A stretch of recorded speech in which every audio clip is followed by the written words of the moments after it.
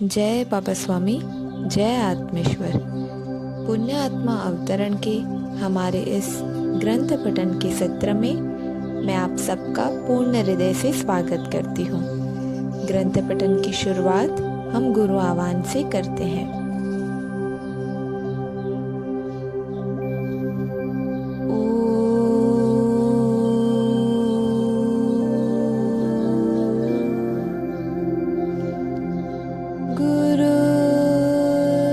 ब्रह्मा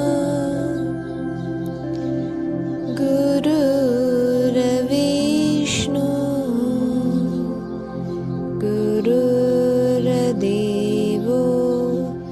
महेश्वर गुरुर्साक्षात् परब्रह्म तस्मै श्री गुरवे नमः। तस्मै श्री गुरवे नमः। तस्मै श्री गुरवे नमः। ग्रंथ पठन की शुरुआत करते हैं। मैं उन्हें नहलाते समय देखता था, सारी हड्डियां उभर कर आई थी। रीढ़ की हड्डी विशेष रूप से उभर कर आई थी। कूल्हे की दोनों हड्डियां भी साफ दिखाई दे रही थी। सारा शरीर हड्डियों का ढांचा मात्र रह गया था, कहीं भी मांस नहीं रह गया था। इसीलिए मैं नरम नरम घास लाकर उस पर उन्हें बिठाता था, ताकि नीचे का पत्थर उन्हें चुभे नहीं, क्योंकि चुभा तो वे बताएंगे नहीं। मुझे मेरा ध्यान नहीं रखता था। मेरा पूरा ध्यान पूरे समय उन पर ही रहता था। मैं उनके सारे शरीर को निहारता रहता था और पूरे शरीर का ध्यान रखता था। आज पैर दबाने बैठा तो देखा, पैरों की भी एक एक नस दिख रही थी।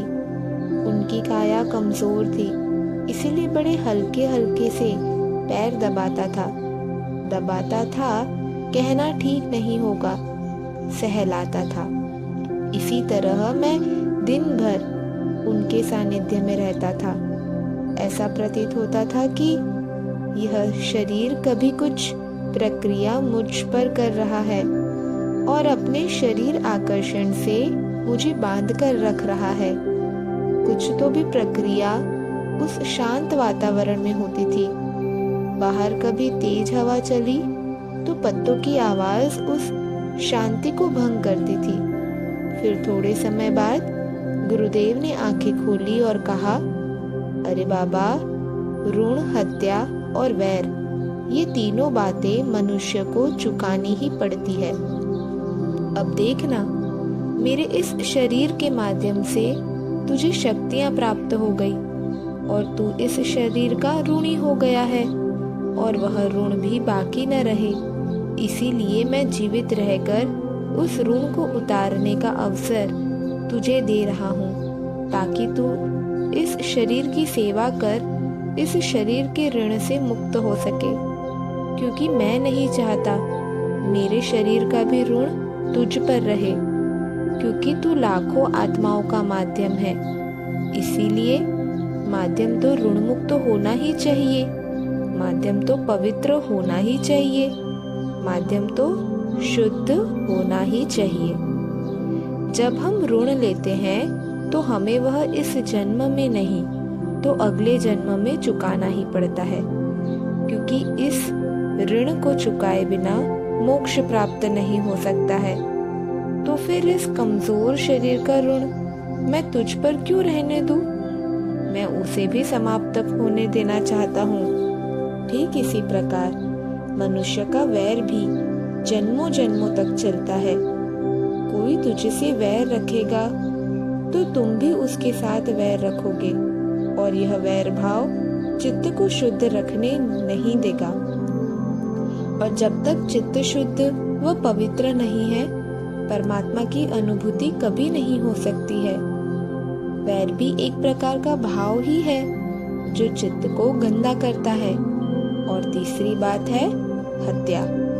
तुम किसी की हत्या करोगे और अगले जन्म में वह तुम्हारी हत्या करेगा।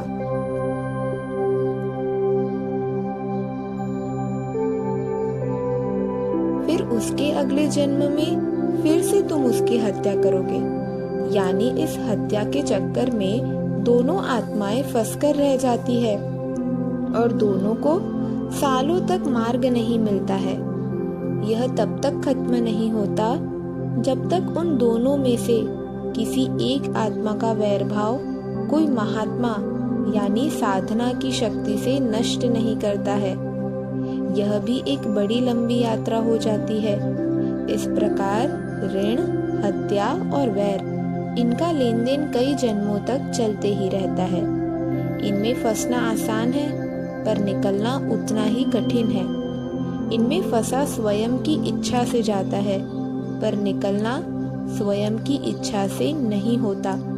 ऐसा एक तरफा मार्ग इनका होता है। इसीलिए इस शरीर की सेवा करके ऋण उतारने का अवसर दे रहा हूँ, क्योंकि मेरा और तेरा अब अगला जन्म ही नहीं है।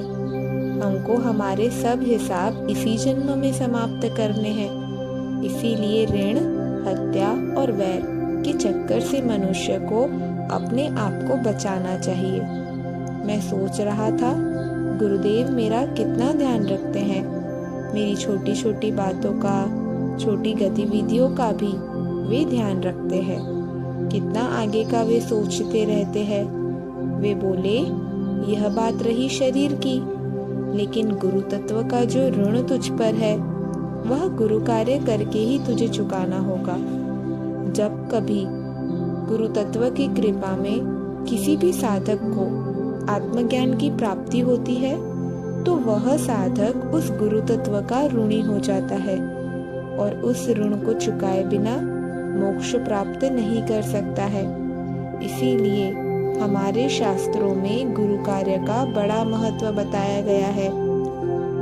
गुरु कार्य वह कार्य है जो कार्य साधक किसी को दिखाने के लिए नहीं करता है। साधक गुरु कार्य गुरु तत्व के ऋण को चुकाने के लिए करता है।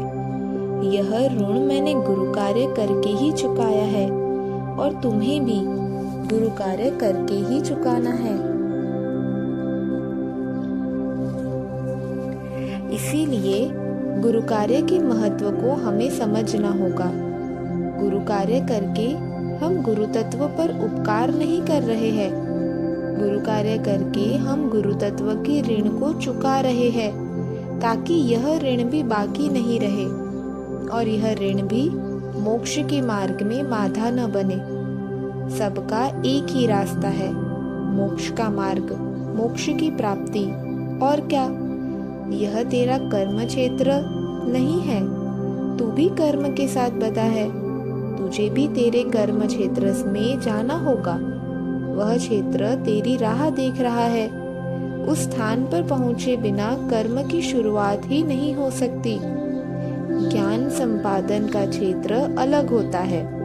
यह तेरा ज्ञान संपादन का क्षेत्र है। तेरा कर्म क्षेत्र वह क्षेत्र है जिस क्षेत्र में रहकर तूने पिछले जन्म में इच्छा की थी कि इस क्षेत्र का उद्धार हो। उस क्षेत्र में साधना की, उस क्षेत्र में ही पहुंचकर कार्य का प्रारंभ होगा। मैंने अज्ञानता से पूछा, मैं मेरे कर्म क्षेत्र को पहचानूंगा कैसे? गुरुदेव ने कहा, उस स्थान की गुरु शक्ति उस स्थान पर ईश्वरीय अनुभूति करा देगी। जब समझ लेना यही मेरी कर्म भूमि है। अरे बाबा, कर्म भूमि वह स्थान है जहाँ पर कर्म करने के लिए गुरु तत्व की शक्तियों के भंडार होते हैं।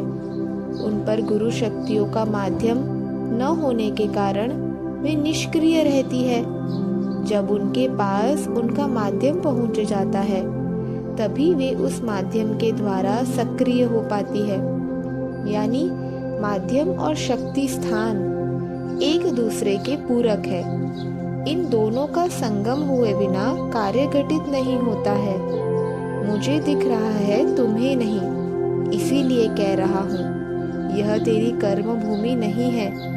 तू तो एक दिव्य आत्मा है जो आश्वासनों के कारण इस धरती पर आया है। वह आश्वासन पूर्ण करना ही तेरा कार्य है और यह कार्य यहाँ रहकर नहीं हो सकता।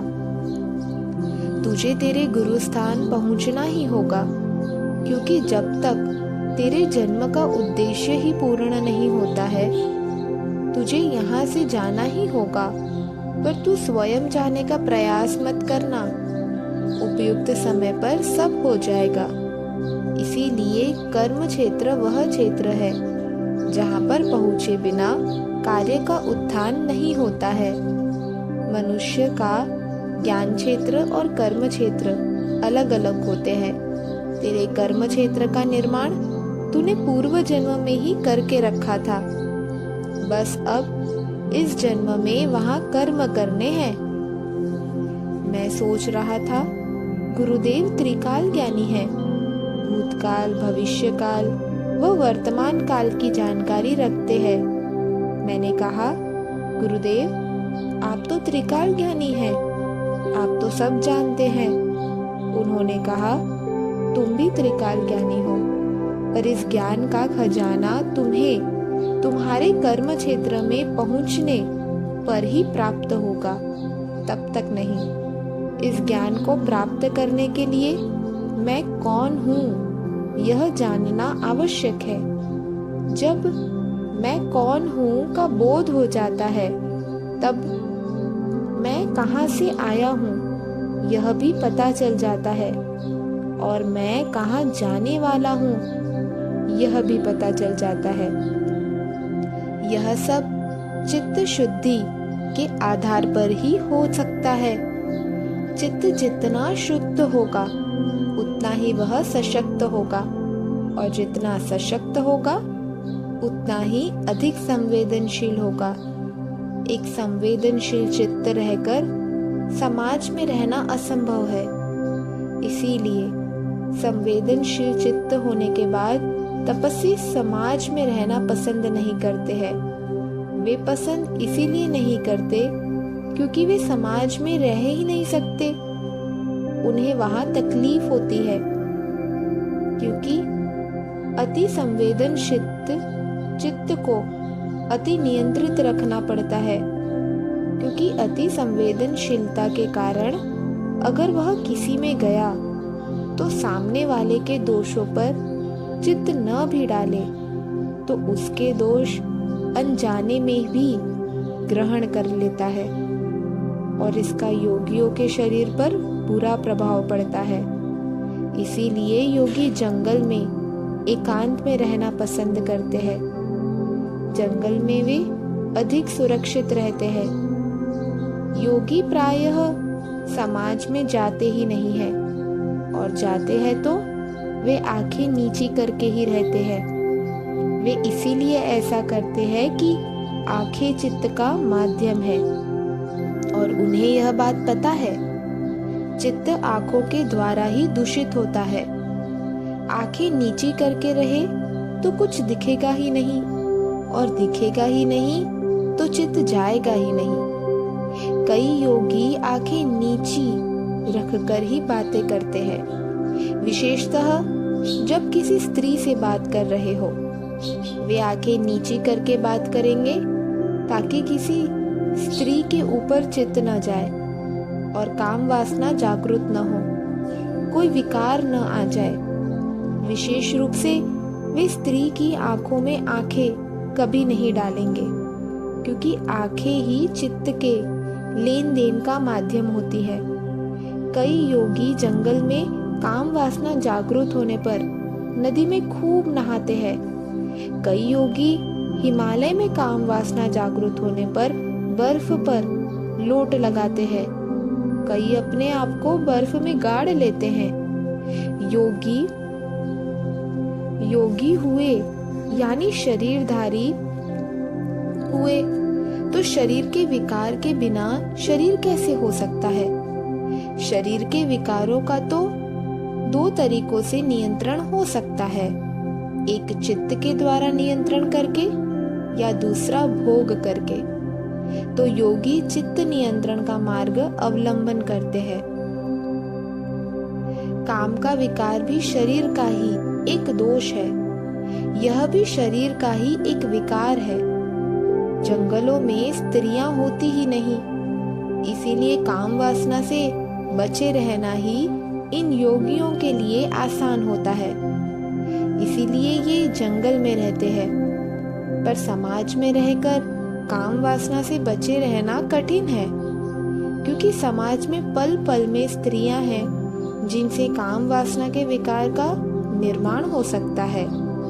अगर समाज में आपके आसपास काम वासना के विचार चल रहे हो तो उसका प्रभाव योगियों पर पड़ता है और अधिक पड़ता है, क्योंकि उनका चित्त शुद्ध व अति संवेदनशील होता है।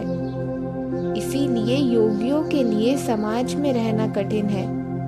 समाज में गृहस्थ योगी ही रह सकता है जो सब में है और किसी में नहीं है। अरे बाबा, सफेद कपड़े पहनकर घर में रहना तो सरल है, पर सफेद कपड़े पहनकर समाज रूपी कोयले की खदान में कार्य करते हुए कोयले के काले दाग से अपने वस्त्र को बचाना बड़ा कठिन है। इसीलिए योगियों का जंगल में रहना आसान है, पर समाज में रहना कठिन है। और समाज गृहस्थ है, सांसारिक है, और उन तक अगर आत्मज्ञान का संदेश पहुंचाना है तो उनके साथ ही रहना होगा, और उनके साथ रहना एक योगी के लिए कठिन है। इसीलिए गुरु शक्तियों ने यह मार्ग चुना है कि तुम्हारे सरीके सामान्य मनुष्य को जो सांसारिक है पर संसार में नहीं है, ऐसे मनुष्य को उन्होंने माध्यम बनाया है। तुम सामान्य मनुष्य के करीब जा सकते हो, सामान्य मनुष्य तुम्हारे करीब आ सकता है, और करीब जाए बिना आत्मज्ञान का प्रसार संभव नहीं है। मैंने गुरुदेव से जानना चाहा, गुरुदेव, कौन सा ऐसा मार्ग है जिस मार्ग से स्त्रियों के करीब रहकर भी, स्त्रियों के पास रहकर भी काम विकार शरीर में न आए? ऐसा कोई मार्ग हो तो कृपया मुझे बताए। गुरुदेव ने कहा, अपनी भावना ही इसका मार्ग है। अपने मन में एक ही भाव रखो, प्रत्येक स्त्री मेरी माता है। प्रत्येक स्त्री में माता के दर्शन करो तो कभी भी काम विकार उत्पन्न होगा ही नहीं। कभी कोई सुंदर स्त्री देखकर काम विकार जागृत नहीं होता है। हमारे देखने के भीतर के भाव से काम विकार जागृत हो जाता है। हमारे शरीर में स्त्री स्वरूपा कुंडलिनी शक्ति होती है। उस शक्ति के सदैव दर्शन करो। यह पुरुष में और स्त्री में समान रूप में होती है। किसी स्त्री को देखो तो उसके शरीर को मत देखो, उसकी कुंडलिनी शक्ति को देखो, जिन्हें देखते ही माता का भाव स्वयं ही आ जाएगा। किसी सुंदर देवी की प्रतिमा देखते हैं तो काम वासना जागृत होती है क्या? नहीं होती। क्यों? क्योंकि तुम उस सुंदर स्त्री को देवी माँ के स्वरूप में देख रहे हो।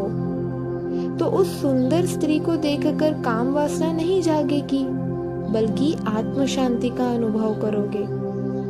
अरे बाबा, स्त्रियों के डर से इन जंगलों में छिपना तो आसान होता है, पर समाज में स्त्रियों के बीच में रहकर योग साधना करना, चित्त पर नियंत्रण करना कठिन है। वह तो तेरे जैसा महायोगी ही कर सकता है, और इसी कार्य को समाज में जाकर करने के लिए ही गुरु शक्तियों ने तेरा निर्माण किया है। इसीलिए समाज में जाकर कार्य कर, और कार्य करते समय प्रत्येक स्त्री में माँ कुंडलिनी के दर्शन कर। यही समाज में रहकर कार्य करने का आसान मार्ग है। ये सब बातें मैं तुम्हें बता रहा हूँ, पर आज से 70 साल पहले मुझे मेरे गुरुदेव ने बताई थी, जब मैं 25 साल का युवक था।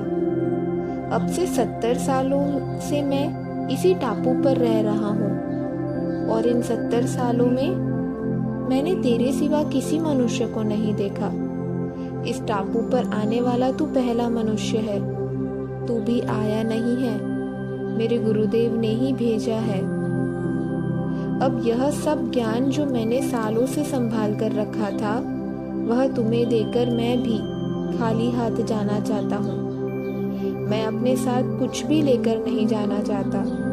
साथ लेकर जाना उचित मालूम नहीं होता है, क्योंकि यह ज्ञान भी मेरा नहीं है, मुझे किसी के लिए दिया था। फिर किसी के लिए दिया हुआ ज्ञान मैं क्यों मेरे साथ लेकर जाऊं? अरे बाबा, जिन रस्सियों का सहारा लेकर मैं मंदार पर्वत के शिखर तक पहुंचा, अब उन रस्सियों की मुझे जरूरत ही नहीं है, क्योंकि मैं उनके सहारे उच्चतम शिखर तक पहुंचा हूं। अब उन ज्ञान रूपी रस्सियों को संपूर्ण विश्वास और अनुभव के साथ शिखर पर चढ़ने वाले व्यक्तियों के लिए फेंक सकता हूँ, ताकि वे रस्सियां उनके भी काम आ सके। मैं शिखर पर उन रस्सियों का क्या करूँगा? अब तो कहीं चढ़ना नहीं है, तो ये रस्सियां तेरे किस काम की हैं? अरे, शिखर पर पहुंचे हुए प्रत्येक योगी को अपनी ज्ञान रूपी रस्सियां दूसरे साधकों के लिए फेंक के ही देना चाहिए। अब अपनी रस्सियों का मोह नहीं करना चाहिए। ये रस्सियां वास्तव में मेरी भी नहीं है। किसी सद्गुरु ने शिखर पर पहुंचकर मेरे लिए अपनी रस्सियां फेंकी है। वे ही रस्सियां मैं भी फेंक रहा हूँ। आत्मज्ञान के शिखर पर ऐसे ही पहुंचा जाता है। ये ज्ञान रूपी रस्सियां तो मेरा ऋण है जो मैं उतार रहा हूँ। तुझे भी तेरे अंतिम समय के पूर्व यह ऋण उतारना ही होगा। ये रस्सियां किसे फेंकनी है पता नहीं, कौन इसे पकड़ेगा पता नहीं, कौन इन्हें पकड़कर चढ़ेगा पता नहीं। बस इतना पता है, जो भी वह होगा वह उस उच्च शिखर पर चढ़ने वाला साधक होगा। ज्ञान का प्रसार ऐसे ही किया जाता है। वह किसी के लिए कर रहे हैं यह पता नहीं होता। हाँ, उस मार्ग पर चलने वाला उसका लाभ ले लेता है। हमने भी ज्ञान रूपी रस्सियां खोजी है, पकड़ी है, उनसे चढ़ाई की है। ऐसा ही कोई शिखर का खोजी ज्ञान रूपी रस्सी को पकड़ेगा और उससे चढ़ेगा और शिखर पर भी पहुंचेगा। यह सब समय का चक्र है। इस समय के चक्र के साथ कब चलता ही रहेगा। अब मेरे पास भी समय कम है। मेरी एक अंतिम इच्छा है। मुझे उस पहाड़ी के शिखर पर जो एक ओटले नुमा बड़ी शिला है, उस शिला पर जाना है। वह मेरा गुरु स्थान है। वहां पर मेरे गुरु ने देह त्याग किया था। मुझे अब उस स्थान पर लेकर चल। मैं भी अब गुरु सानिध्य में देह त्याग करना चाहता हूँ। मैंने बड़े बेमन से गर्दन हिलाकर हाँ कहा और मैं कल की महायात्रा की तैयारी करने में जुट गया। इतनी पहाड़ी चढ़ना तो गुरुदेव के लिए असंभव था। अब वे कुटियों में भी ठीक से खड़े नहीं हो पा रहे थे। उनके लिए खड़ा होना मुश्किल हो गया था, तो वे पहाड़ कैसे चढ़ पाएंगे? कौन सा ऐसा तरीका है जिससे वे पहाड़ चढ़ पाएंगे? क्या करना चाहिए, यही मैं सोच रहा था। क्या किया जाए यह समझ में नहीं आ रहा था। पहले विचार आया एक बांस की टोकरी बनाई जाए, उसमें उन्हें बिठाकर खींचकर धीरे धीरे ऊपर पहाड़ पर चढ़ा जाए। पर यह संभव नहीं लग रहा था, क्योंकि पहाड़ पर चढ़ने का कोई रास्ता नहीं था और न समतल जगह थी। झाड़ियाँ कांटे हटाकर, लताएं हटाकर मार्ग बनाना पड़ता। इतना घना जंगल था कि दिशा ठीक रखना भी कठिन होता था। क्या करूं, समझ में नहीं आ रहा था। उस गुरु स्थान पर मैं ठीक ठीक पहुंच सकूं, इसीलिए कुछ दिनों पूर्व गुरुदेव ने मुझे उस स्थान की यात्रा कराई थी। दूसरा, इस समय यह उनकी अंतिम यात्रा है और मुझे वापस अकेले आना है। यह सोचकर भी यात्रा का उत्साह नहीं आ रहा था, पर केवल गुरु आज्ञा का पालन करना था और मैं वही कर रहा था। टोकरी में बिठाकर खींचकर ऊपर ले जाना कठिन था, क्योंकि कोई भार ऊपर खींचना कठिन होता है। फिर कुछ सोचकर मैंने कुछ हरे बांस काटे और उन बांसों को छीलकर एक सिंहासन के समान एक टोकरी बनाई और उस टोकरी में सभी और पत्ते लगा दिए। बाद में फूल भी लगा दिए और एक लता से 2 फंदे तैयार किए जो मेरे दोनों कंधों पर अटकाए जा सके। गुरुजी को टोकरी में बिठाकर और टोकरी को पीठ पर रखकर कल यात्रा करने का निश्चय किया। रात में मैंने सोने का प्रयास किया, पर रात भर नींद ही नहीं आई। फिर सुबह उठा तो देखा गुरुदेव की आंखें खुली हुई थी। उन्हें उठाकर बिठाया। उन्होंने सुबह थोड़ा ध्यान किया और पृथ्वी माता को नमस्कार किया। उन्होंने उस कुटीर के वास्तु देवता को नमस्कार किया, जिसमें गुरुदेव पिछले 70 सालों से रह रहे थे। सब तरफ एक बार अपनी दृष्टि डाली और मुझे इशारा किया, अब चलो। मैंने बाहर जो टोकरी बनाकर रखी थी वह अंदर लेकर आया। मैंने कहा, मैंने ऐसी योजना बनाई है, इस टोकरी में आप बैठिए, मैं आपको पीठ पर बैठाकर चलूंगा। आप दोनों हाथों से मेरे गले को पीछे से पकड़कर रखिए और जब आपको रास्ते में तकलीफ होने लगे तो मुझे बताइए, मैं रुक जाऊंगा। गुरुदेव ने कहा, अब शरीर मैं तेरे हवाले कर रहा हूँ, अब जैसा तू करना चाहे कर। मेरे गुरु ने तुझ पर विश्वास किया है तो मैं भी पूरा विश्वास करूंगा। मुझे पूरा विश्वास है तू जो भी सोचेगा वह ठीक ही होगा। मैं तुझे इस यात्रा में सहयोग करने के लिए तैयार हूँ। फिर मैंने गुरुदेव को उठाकर उस आसन पर बिठाया और अपनी पीठ पर उठा लिया और गुरुदेव की इस महायात्रा का प्रारंभ हुआ। वे इतने कमजोर हो गए थे कि उनका वजन महसूस ही नहीं हो रहा था और उनके स्नेह के कारण मुझे उनका वजन बिल्कुल अनुभव नहीं हो रहा था। हम दोनों कुटीर से बाहर निकले तो लगा सारे वृक्ष हमारे स्वागत में खड़े थे। सारे पक्षी बैठे तो थे पर मौन थे। सारे फूल खिले तो थे पर झुके हुए थे, मानो सारी प्रकृति ही गुरुदेव को विदाई देने खड़ी थी। गुरुदेव ने स्वयं अपने हाथों से जो वृक्ष लगाए थे, वे वृक्ष आज उनकी ही महायात्रा के दर्शक थे। जो पक्षी गुरुदेव के सानिध्य में जन्म थे, वे बड़े हो गए थे।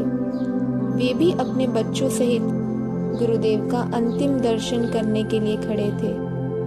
बड़े बोझल मन से हमने उन सब से विदाई ली। जय बाबा स्वामी, जय आत्मेश्वर। अब हम सब मिलकर कुछ देर ध्यान में जाएंगे।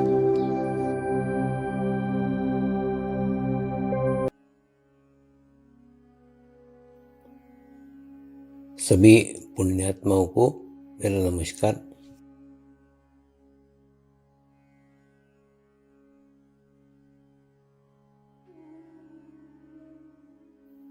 गुरुर्ब्रह्मा गुरुर्विष्णु गुरुर्देवो महेश्वरा, गुरु साक्षात् परब्रह्म तस्मै श्री गुरुवे नमः।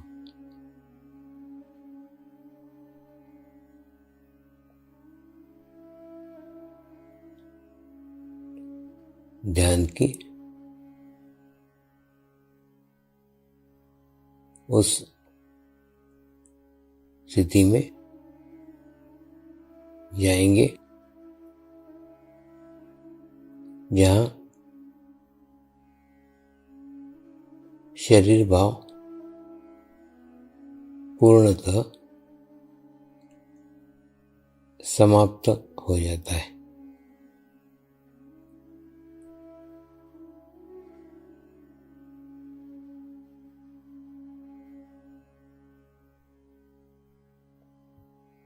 अपने पूरे शरीर को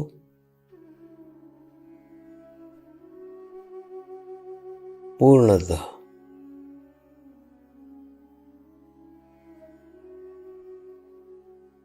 शिथिल छोड़ देंगे, एकदम रिलैक्स हो जाइए।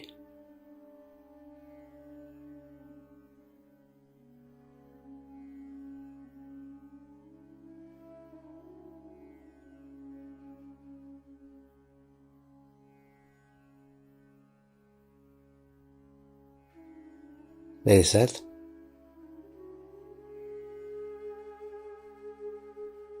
मंत्र का उच्चारण करेंगे। मैं एक पवित्र आत्मा हूँ।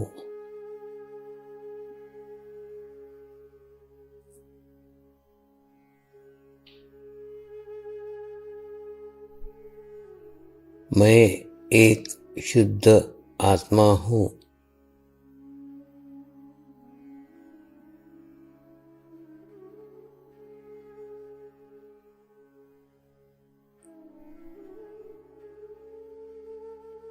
मैं एक पवित्र आत्मा हूँ।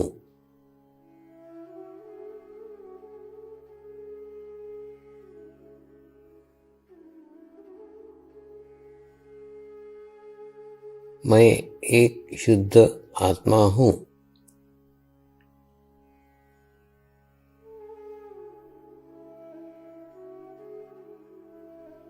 मैं एक पवित्र आत्मा हूँ।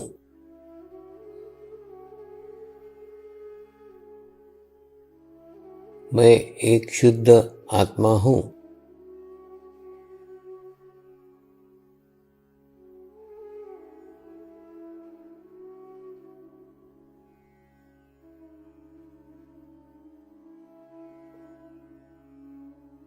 अभी इसी आत्मा भाव को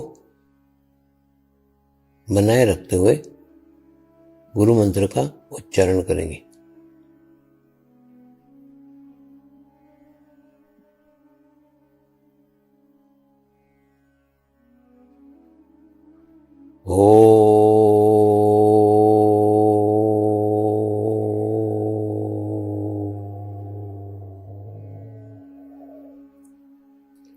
श्री शिव कृपानंद स्वामी नमो नमः।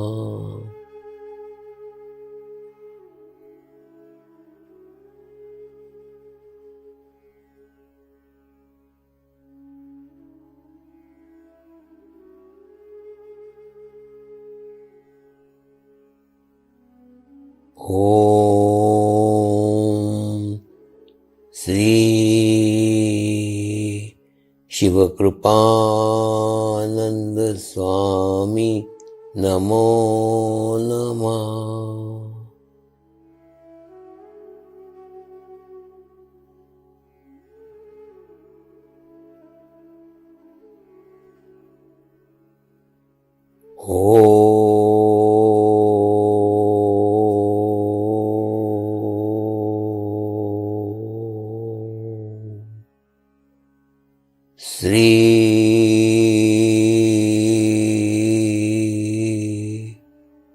शिव कृपानंद स्वामी नमो नमः।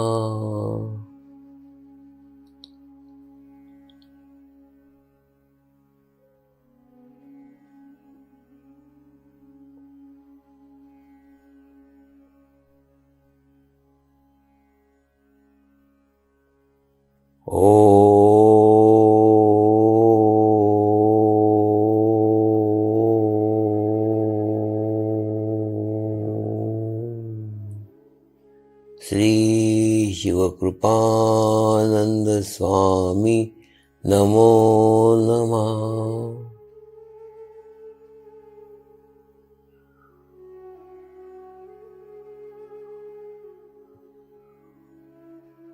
ओम श्री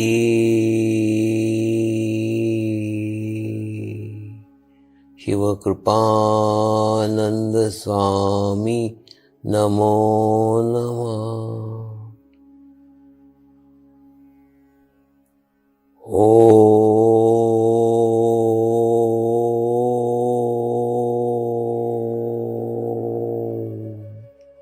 श्री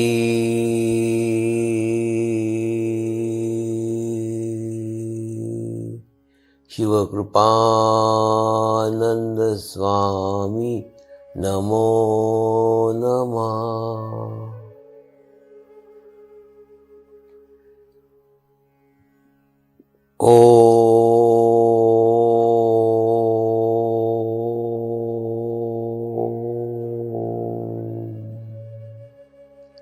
श्री शिवकृपानंद स्वामी नमो नमः।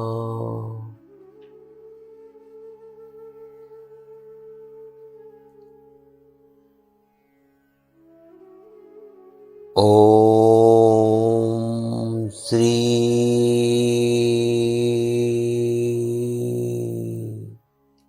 शिवकृपानंद स्वामी नमो नमः।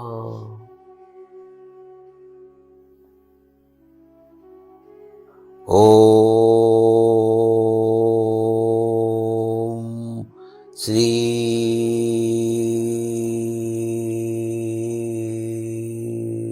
शिवकृपानंद स्वामी नमो नमः।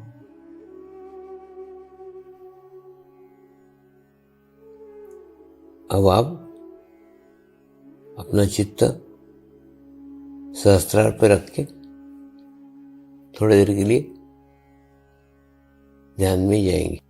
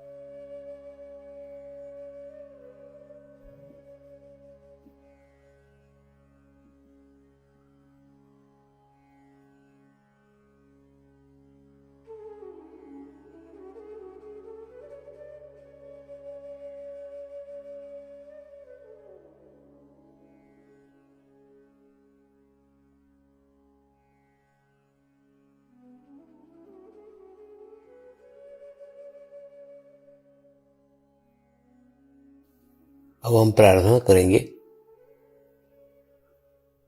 सभी आत्माओं की